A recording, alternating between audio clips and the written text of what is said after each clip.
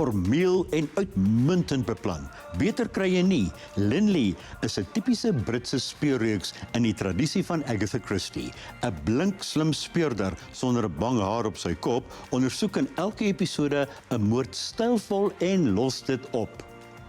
Mens voel sommer die yskoue Britse weer in Linley, vriesend toegetrek, die sanke dramaties en geslepe, maar Linley se brein bereik kookpunt.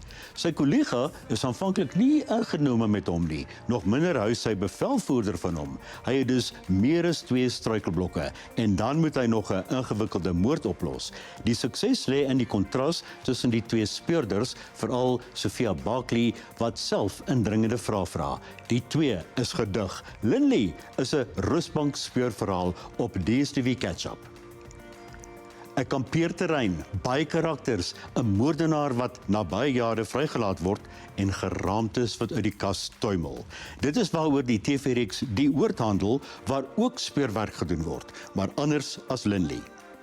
Ek het persoonlik moeilik vat gekry aan Die Oord, wat nie beteken jy sal nie daarvan hou nie. Die storie wikkel heen en weer en daar is baie karakters om mee tred te hou. Dis ook nogal bloedig en mag sommige kykers ontstel.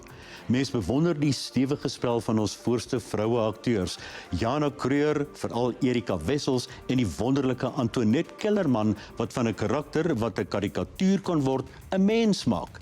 Christian Olwagen is die skepper van Die Oord, nou op Kyknet en DStv Catch-up.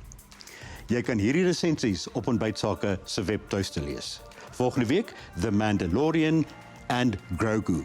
Ek groet julle tot dan.